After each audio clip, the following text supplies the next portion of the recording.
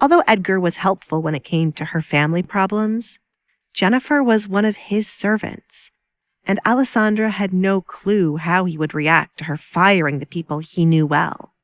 However, she was not going to show Jennifer this fear. "I apologize, Duchess." Jennifer looked away, hiding the shame she felt for having to apologize to Alessandra.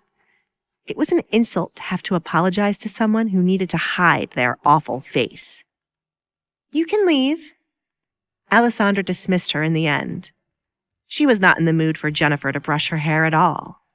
The few times her hair was yanked on was enough to make it sore. If Alessandra was a petty person, she would make Jennifer have to sit and her hair be yanked out. Luckily for Jennifer, Alessandra was not going to stoop to that level. Without a word, Jennifer left the bathroom, leaving Alessandra alone. Alessandra would regret this, as help was needed to put on the dress Edgar sent. "This is better. I hope she cannot get the dress on." She smiled. "Why can't everyone just be nice?" Alessandra muttered. She knew she had to deal with women who sought after Edgar's affection, but she did not expect to be attacked by one of his servants. Alessandra hoped it was the latter.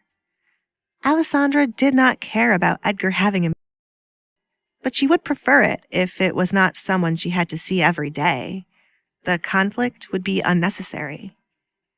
By the way she acted, it might have been a crush. I shouldn't have such an opinion of Edgar to think he would send a woman he with to serve me. If Edgar does not know about her feelings, who is making her so confident to act this way towards the new Duchess? Alessandra wondered. It wouldn't be too long before the person Jennifer worked for would show themselves. Inevitably, it was best they fire Jennifer. They did not need a spy watching their every movement and then reporting it back to someone else. They were welcoming the chance of their relationship being exposed by keeping such a person around. "I'll bring it up at breakfast." Alessandra sank deep into the tub, enjoying the warmth of the water and the fresh scent of the soap. Compared to last night, she felt more relaxed. A new day brought on new beginnings. There was no need to worry about her father, Katrina, and Kate. Alessandra hoped to never have to hear of them nor see them ever again. "Alessandra?" Edgar's voice came from outside of the bathroom. "Edgar!" She perked up, causing water to splash over the edge. "Are you not an early bird? If you were still tired, you could have sent the maid away with the message. Remember, you have the power to do as you please, except for killing someone. You mustn't get your hands dirty. As I recall, someone was supposed to help you this morning," said Edgar. Edgar spotted the basket he sent, but there was no one here waiting to aid Alessandra when she was done with her bath. 2 maids walked past him as he was coming to their bedroom. He wondered if they were the ones meant to be helping Alessandra. "How do you know there is no one inside with me?" Alessandra wondered if he could see right through the walls. "It is too quiet. Can I come in, or are you the shy type?" Edgar asked before he made a move. He would rather not scare her so early in the day. Not yet, at least. "You can come in.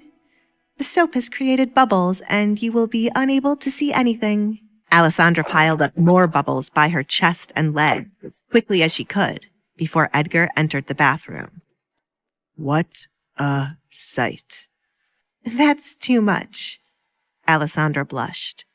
She barely had enough courage to sit in the tub with Edgar here. She would pass out if he were to sit in it along with her. Why was he here anyway, and why did he want to see her inside the bathroom? "I was only teasing you, Alessandra. You make it too easy," he chuckled. Hey, I'm Alessandra. If you're wondering what happens next, download the Pocket FM app now and listen to the exciting episodes of The Duke's Masked Bride.